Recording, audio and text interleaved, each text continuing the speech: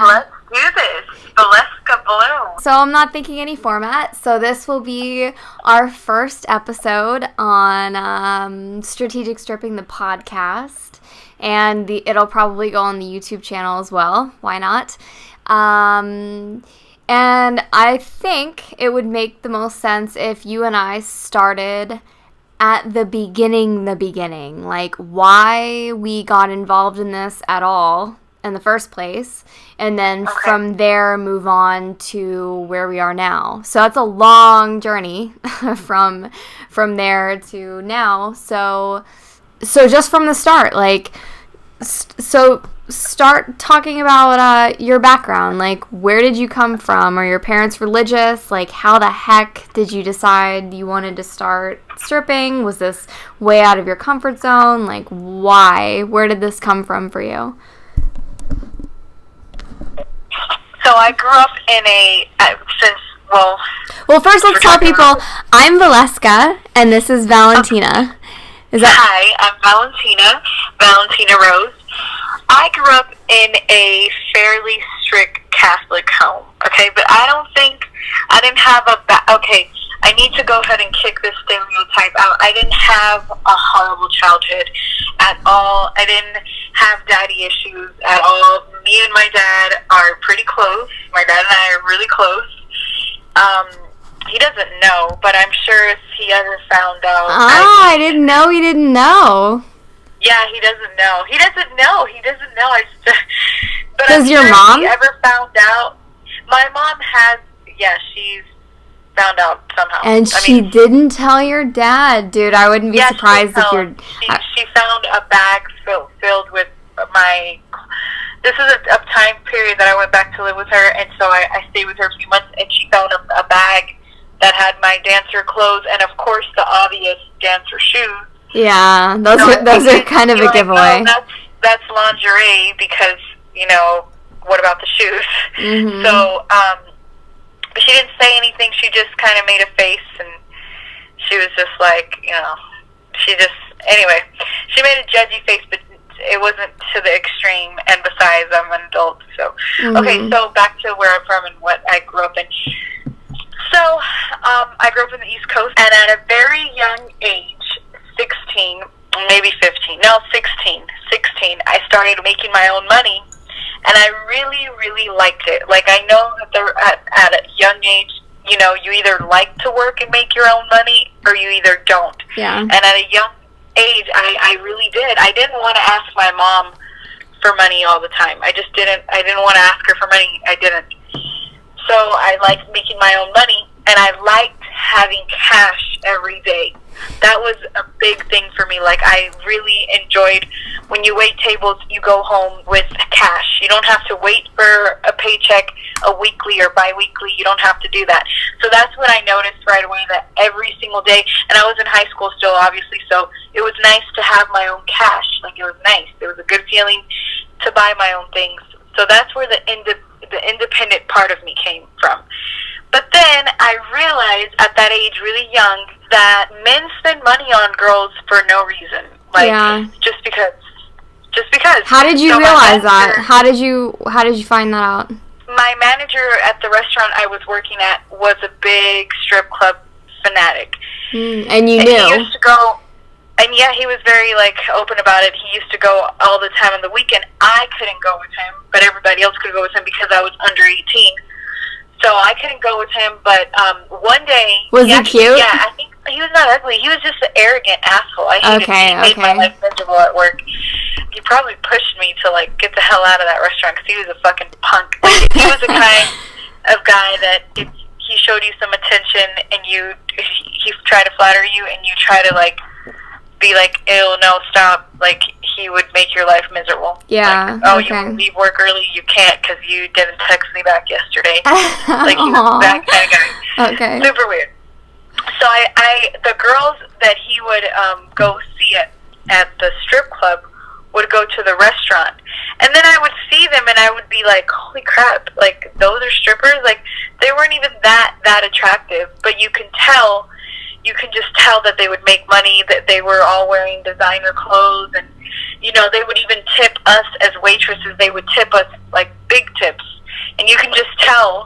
Like, they just wanted to share their money because they had money. Yeah. And then I just thought to myself, I think I want to do this. And I was I stuck to the idea. I just wanted to do it. I just wanted to do it. And I knew that I didn't want to do it at anywhere close to my hometown. To the point where I wanted to go out of state. So I started thinking of Florida. And then, I don't know why, I just started thinking, okay, I think I Googled top 10 clubs in the United States, and Mons Venus, for some reason, popped up to me. Because it's one of the top 10 in the United States. Yeah, it was one of the top 10, and maybe it stood out to me because it was in Florida. Yeah. And I remember, like, really young, like, we would take trips to Florida, and I just always thought, wow, it's really nice here, the water. Because where I was at, the water wasn't that great. So when I saw the water from the Gulf Coast, which is the Tampa area, I was like, wow, this water is amazing. It's so clear, it's so pretty compared to where I was at. So it just stuck in my mind, Florida. I was going to dance in Florida. And it set in my mind for 2 years. It wasn't an impulsive thing that I just, I want to do it. And I told a couple of my girlfriends, I laughed about it. I told no one. And I sat on that idea. And I saved enough money. I think I saved like $3,000, and I just got in my little hoopty. I loved my little car. I just got in my little car, and as soon as I turned 18, as soon as I graduated high school, I left. Well, so what did that look like? So you just left. You got in your car and you drove. I drove to Tampa, and it was so ballsy, and I'm so proud of myself because I left, and I just left. Like, I just left, and I remember just getting a hotel for a week. It didn't even take me more than a week. I put ads looking for roommates, and I ended up getting being a roommate in a really big house off this lake with a bunch of college students. And girls, guys, both? Both. Interesting. The main guy that contacted me, the main person was a guy, and he was just like, as long as you mind your own, as long as everybody minds their own business, it's fine. Like, you're fine.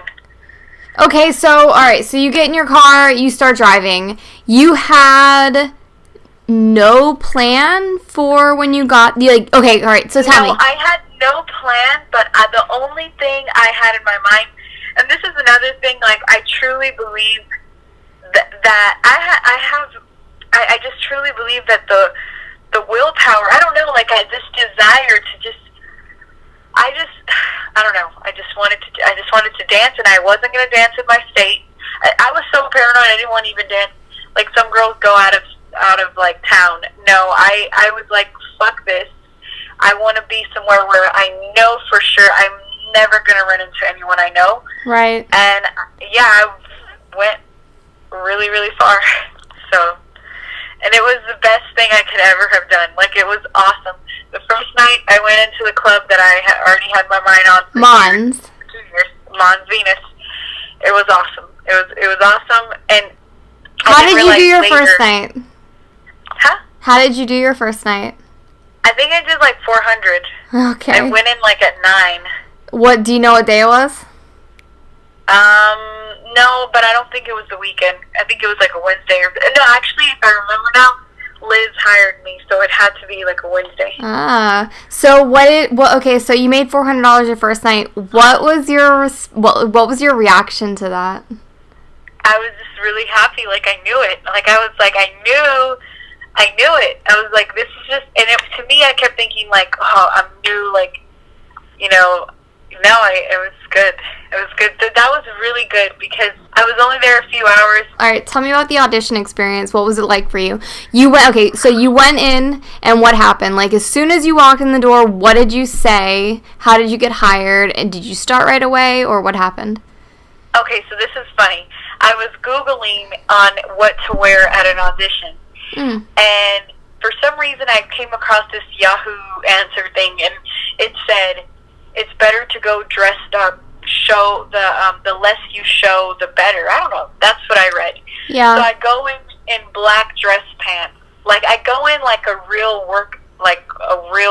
What is it called? Like you're going to get a real job. Yeah. Okay. Like, I go looking really professional. I don't know why. And Liz looks at me, and she goes, I'm just going to tell you right now, if you're not toned, you're not, we got to like what we see. And then I kind of, like, giggled a little bit because I played sports all my life, like, throughout high school. So right. I was pretty fucking toned. So yeah. I was like, okay, what do you want me to walk in naked to show you what I got? And I got on stage, and she goes, by the third song, you got to be fully nude. And I was like, yeah, that's fine. And then as soon as I got down, she was like, yep. She's like, you want to start tonight? And I said, yeah. And that was cool. Like, I just thought it was so cool. Like, it was so cool.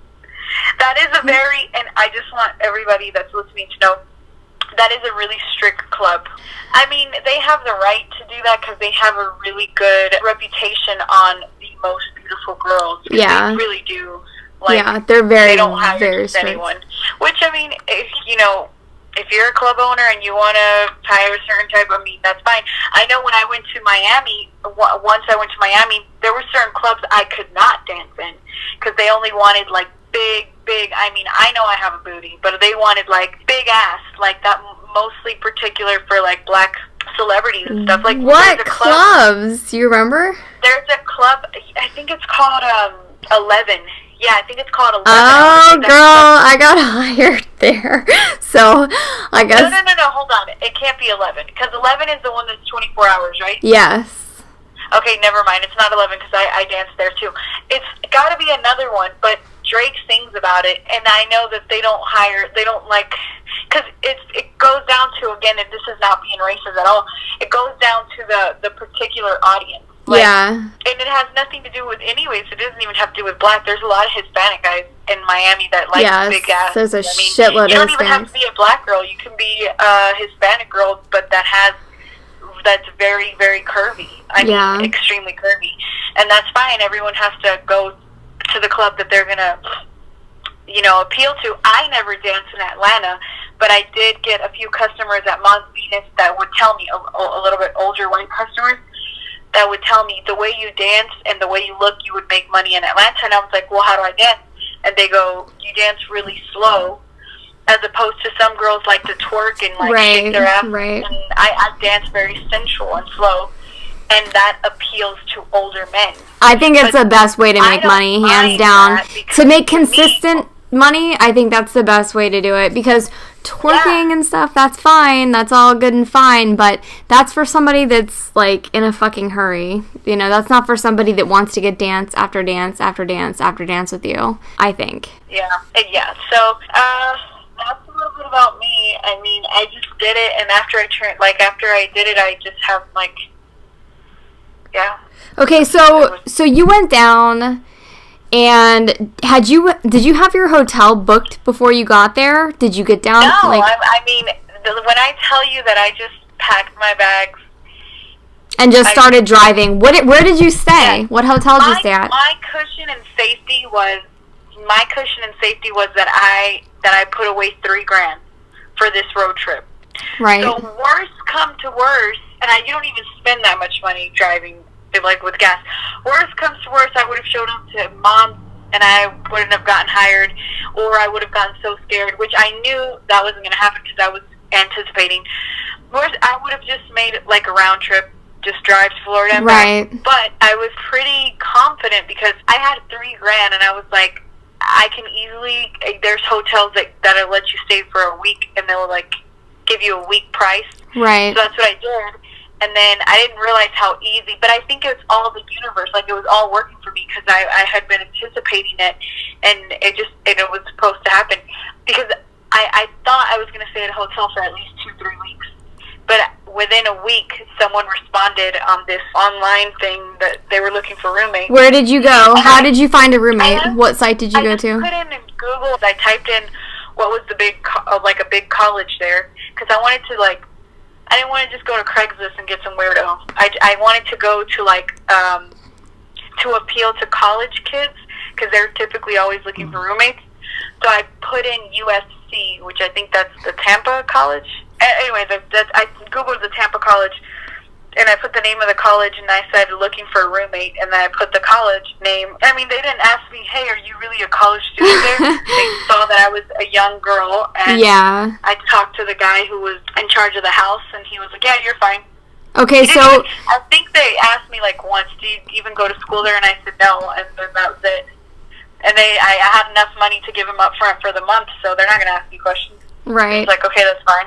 So you rented a room for a week. I'm sorry, you rented a hotel for a week, right? And I found my room, and I was good to go. Like, and I found my roommate, and I was good to go. What did you have to put down? What did you have to put down to get your room, and then what was your rent per month? It was like $400 a month. Oh, like wow. Yeah, it was like a 5-bedroom house, and everybody paid like $400. Wow, that's a really good deal. Did you? Okay, so it is. The house was nice, and then I think we only stayed there 6 months because I caught them off. Like everyone was gonna, like school was about to be out, and a couple people were gonna move to dorms and stuff, and the main guy was just like, well, I'm going to get an apartment. Do you want to come live with me? But by 6 months, I was already banking. So I had already enough. Before the 6 months, I had already enough to go get my own apartment and do my own thing. Yeah. But I was just taking advantage that I was only paying $400. Yeah. Just to save a little more. So that was really easy. After 6 months, he was like, well, everyone's going to go their way. If you really need help, I can be your roommate. If not, then you got it from here. And I was like, yep, got it from here. Okay, so when you first moved in, it was $400 a month. Did you have to put anything down? The rent. So it was $400 down, and then $400 a month. And that was it. You didn't pay anything above that to get a roommate, to get started? Wow, my God, you have no idea. Me and my sister paid a fucking shitload of money to get started in Florida. I think I got really lucky. You did it really smart. Her and I went for our own place. I think I put down over. But see, that's the problem when you go for your own place. Yeah, it was fucking expensive. I think it was like $3,500 because it was $1,300 a month, and we needed to put down first month's rent, last month's rent, and security payment, and then we paid from there. So our rent was, to start, ours was hella expensive. So you did it. That's really think smart. About it, it's a little more personal when you go with someone else. You know, like if someone has their house set up and everything, and they just need to fill a room up. Yeah. It's easier for them to just be like, well, go ahead and give me this month, and you can stay for a month until Right. You paid month to month until. And if you don't have money, then we kick you out. And so how did that work out for you at first? Was it for the time that you were there, was it comfortable? Was it... Yeah, it was actually very comfortable because when I was working at night or whatever, I wasn't home. During the day, I was alone because everybody went to class. They had jobs in school during the day. Yeah, and then one of the guys had a girlfriend, and she would kind of get a little suspicious, but we had a conversation towards the end, and I told her that I dance at Mons. She said that she didn't realize how much school loans would be, and that she always jokes about how, she would be a dancer, but she said she knew too many people and had too many people in Tampa, too many family members, that she couldn't do it. If only she had realized that all those people probably would have given her money if they saw her at work. Yeah, but then she said she did have a few cousins that specifically went to Mons Venus. Who cares? They probably would have given her money, too. Let's be honest. Yeah, that's true. Yeah, it is true, for real. I bet anything they would have, for real. What about you, Valeska? When was the day that you said, fuck this, I'm going to be a dancer? Well, I still don't know. What was your... Oh, okay. So you dealt with people coming in, and you saw these girls that obviously, you just knew you could do the same thing, so... Actually, that, and also I just want to go ahead and say, when someone is treating you like shit constantly, and they probably, think they're going to belittle you or whatever, I'm really thankful for that manager I had, because I understand. even remember him saying at one point, he was standing, hovering over me while I was at the cash register cashing someone out. And I made a simple mistake, and something small that the customer didn't even notice, and I just deleted it and did it right back. And he giggles, and he's like, and he was doing this because he's a man, a bitter man, and I didn't want to go out with him. Mind you, he was trying to go out with me since I was 16. I was probably 18 at the time, but he was just disgusting. And he says, he goes, don't ever leave here because you're never going to be more than just a waitress. I was like, what the? Swear to God, people like that. You know, sometimes it is good, though. Sometimes it's good. Sometimes it'll give you that drive to be like, you know what? Fuck you. Like, so yeah, that makes sense. Okay, well, good. I'm glad that happened. And then also the beauty of not having a schedule. Yeah, that's serious. That's very serious. Yeah. That is, wow. Yeah. Go ahead. Okay, so for me, I'm going to go way back, and then try to take it forward really fast. When I was 12, I started doing housekeeping for my parents' friends, and I did that, quite frankly, so I could get out of school, because I was homeschooled. And I knew if I worked instead that I could get out of doing schoolwork. And I did it in part so that I could help my parents with bills, because I knew that my dad worked his ass off and it made me feel bad and I wanted to be able to help. So all of a sudden my mom's friend asked if me and my sister would want a job doing housekeeping. And we both said yes. Or at least I said yes, and then my sister said yes later. So I started doing housekeeping and at like 12, and I realized within a few years, I was 15 at this point, and I was like, people do this their whole lives? Like, people work all the time, their whole lives, and then they retire and die? Like, there was something really fucked up about that to me. Like, it seemed so depressing. Like, going from like 12 to 15, and I was only working a couple times a week, and there was something about it that just seemed fundamentally fucked up. It just felt like there was something that was wrong. And I didn't like it. But I knew I liked money, and I knew that I wanted to make money because I wanted to help the people that I cared about and myself. So 3 years later, I end up getting a different job, worked in a movie theater for a while, and then I worked waiting tables, and I worked at Best Buy, and I hated all of it. Like, I hated being told what to do. I didn't like going to work for other people when they told me to. I didn't like having a boss that was a fucking asshole. So I turned 18, and I moved to South Carolina, and within about 6 months or 7 months, I had 6 different jobs. I think I quit 4 of them, and did I get fired from 2? I think I got fired from 2 of them. I know I got fired from 1 of them. I think I got fired from 2 of them.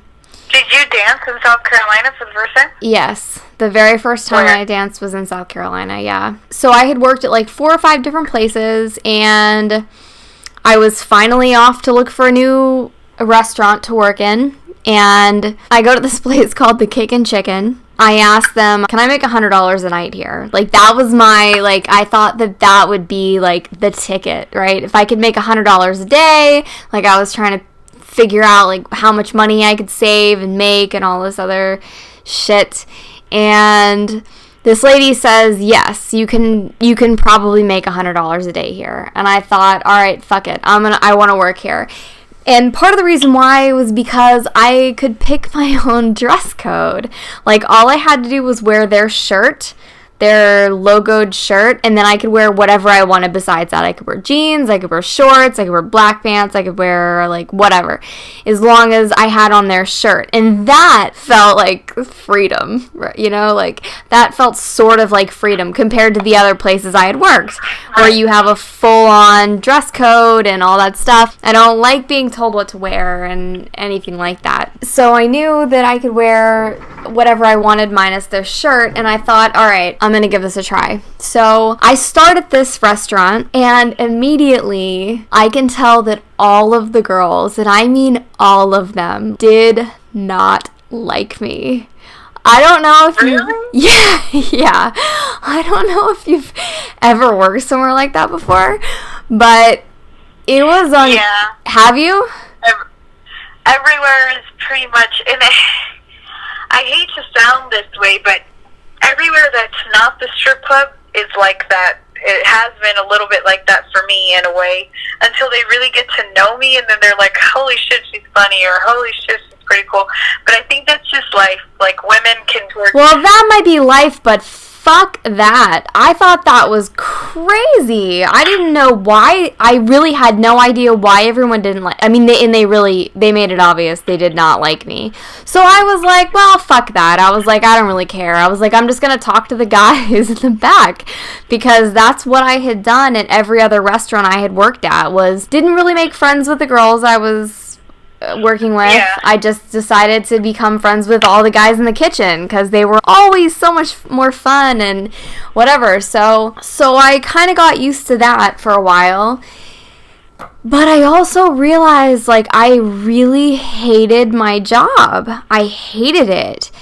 And I had this one night that was just a breaking moment for me. I was on the floor with 2 other girls, and they both got sent home. Have I told you this story? No, I don't think so. Okay, so I'm on the floor with 2 other girls, and it's like late. It's like 9 o'clock at night or something like that. Yes, you have. Where for some reason you were left with a whole restaurant by yourself. Yeah. The other 2 girls go home. They both get cut, and then all of a sudden, out of nowhere, it was like the heavens opened up and the floodgates just kind of like came in, and the entire restaurant filled up at the same time, and I was the only server that was on the floor.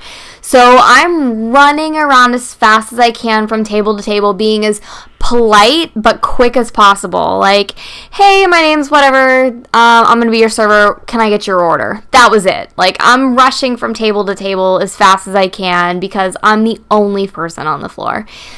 And I come up to this one table and I say exactly that, and this girl looks at me and she goes, I just want you to know we're all in the service industry. It was her and 2 other guys. She goes, we're all in the service industry, and you're the worst server we've ever had.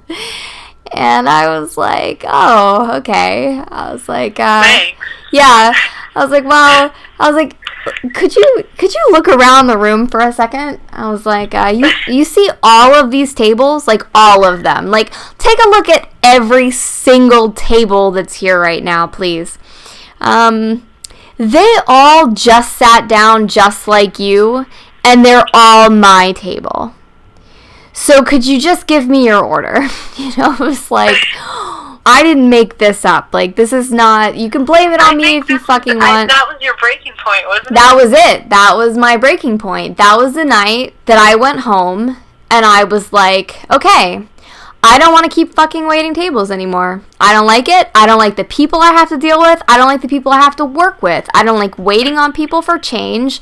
Like, I really weighed this out, and I was not and I happy. just want, like, everyone to know, because this is also, like, very important, that it doesn't mean that we are discrediting waitresses. Because I know there's people out there who are really great servers, and they make really good money, and they're very happy.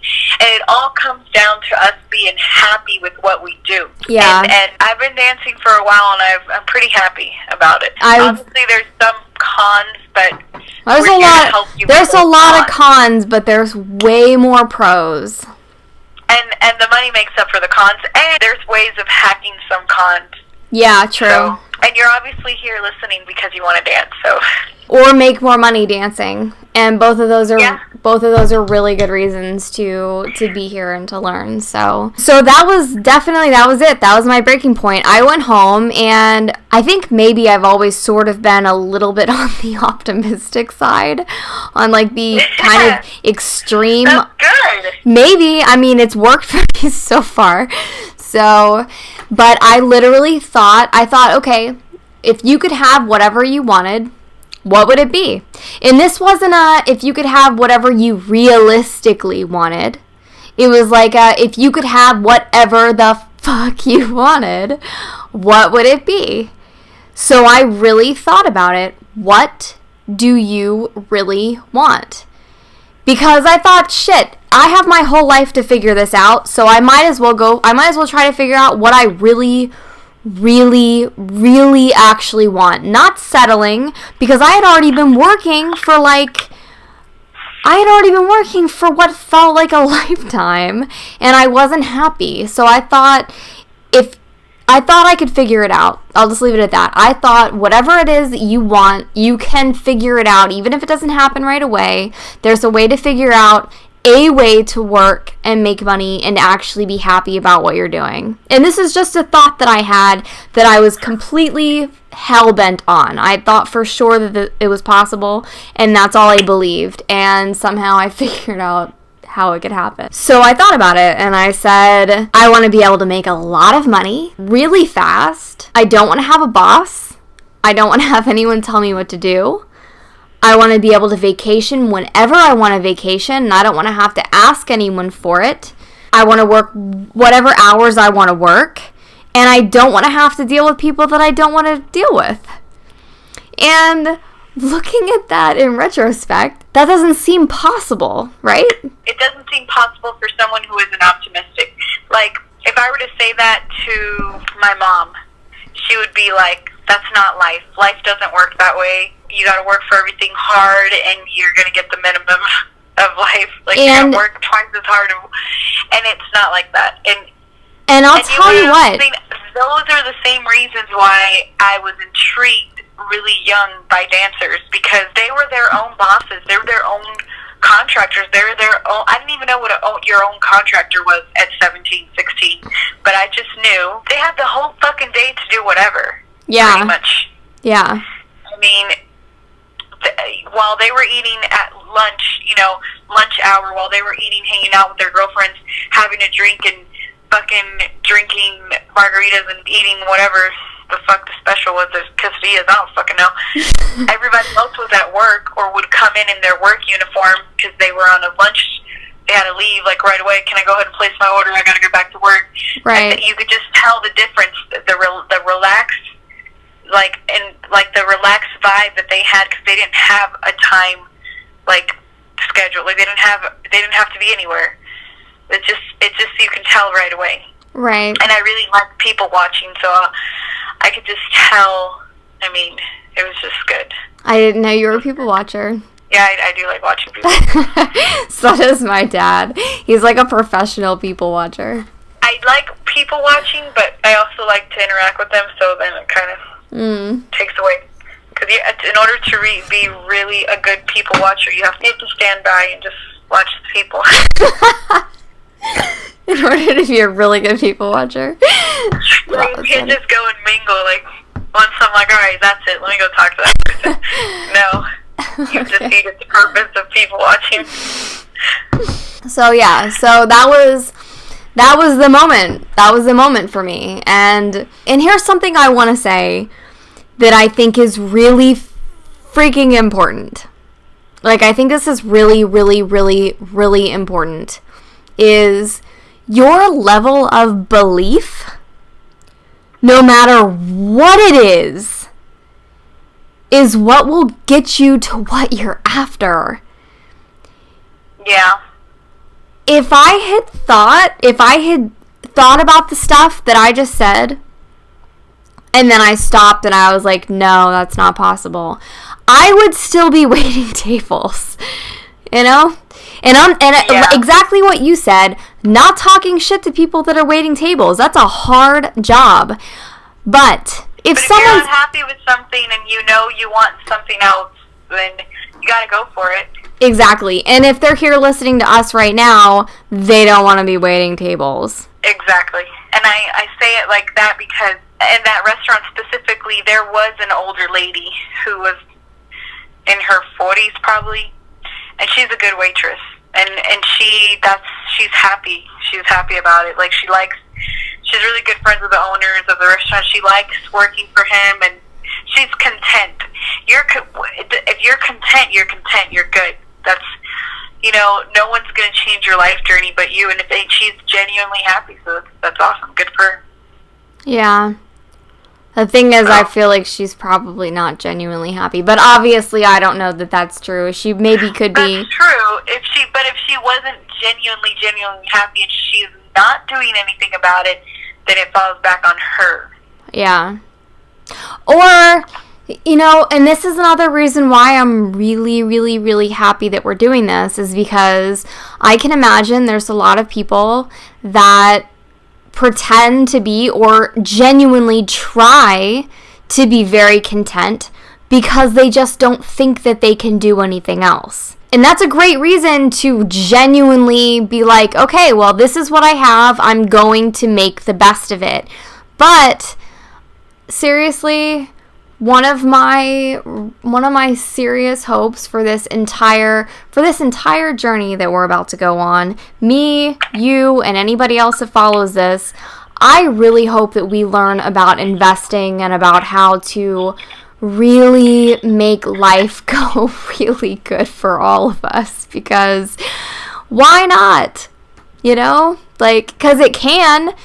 If you invest your money the right way, your life can radically change. This whole work forever thing, none of us want to do that. So hopefully we can figure this shit out, and I think we can. We will. Yeah, we will. I agree. We will. We just need to stick to it. So that's the background to us, to Valentina Rose and Valeska Bloom. What I also want to emphasize, from your little background story, my little background story, we're regular girls, but we went through an amazing journey. Oh my God, it's been crazy. And not just that, but we've made a lot of money. We've made a lot of money. I wish I knew how much money I made. I really do. I wish I had kept track of this. If you're listening to this and you're really young and you're still hesitant, you have nothing to lose. You really don't. That's true. And you should really start saving money, because I did not. When I was younger, I didn't. Yeah, right there, that's probably the most important statement out of the entire podcast, is if you're just starting this, even if you've been doing it for years, it doesn't matter. You should start saving your money. That's the most important line in the entire podcast, because that's so important. There's no way you or I could explain how important it is right now, and they're not going to know. They're not going to know until later in life, when either they've saved their money or they haven't saved their money. And then they're going to have an awakening on whether they have or haven't. And yeah, saving your money is ridiculously important. It's probably the most important thing about stripping, wouldn't you say? I think that's because there's no point in making that much amount of money if it's just going to go to waste. If it isn't going to go anywhere, then you could be working a normal 9 to 5. Yeah. And be surviving off of that. Yeah. And I've learned that. I've learned that a lot. That some nights I'll be like, man, tonight sucked. I only made $200. And then I think to myself, no, wait. There's people that make a little bit over $200 a week. I just made that a day. So when I go back and I make almost $1,000, I think, wow, let me get the $800 difference and put it somewhere, because you have to save your money. And that's the beautiful thing about this. You can make, depending on the night, depending on the guys, depending on you, but you're always going to make more than a regular job. And you're always going to do less. If it's slow, guess what? You can hang around and look pretty and check your phone. Mm-hmm. You can't do that. You can't do that at a normal job. Which phones are a big distraction in the very big, way too big. Very big, because even if you look around the club and you just see 2 guys, oh, it's dead in here, and you just get entertained in your phone, you could possibly miss the opportunity that one of those guys was going to spend a few $100s on you. So, exactly. I believe that I'm not a big phone person at the club, unless there is zero, like not one soul in there, then I'll check my phone. But other than that, no. That can be the biggest waste of your time and money is your cell phone. That and just bullshitting with other girls, that can be detrimental too, for sure. So should we put that in another episode? Should we do an episode specifically on what are the money killers that we should do an episode on everything. This is right. This is such a definitely break them down so people don't get so people can specifically if they look at the names of the podcast, they'll know what they want to hear. Right now, the first one, it's the background story or of Valeska and Valentina. But then if we ever want it, if we switch off to another subject, we should make that its own podcast. Alright, so this is going to be the end of the first episode of how or why we decided to start getting into this industry. And on next episode, we are going to get into our first night, what it was like, our whole experience on our very first strip club experience. So thank you for joining us for our first episode. I hope that this was entertaining. Yes. This has been very fun for me and Miss Valentina. It's very nice to have you guys joining our podcast, and we will see you on the next episode. Bye.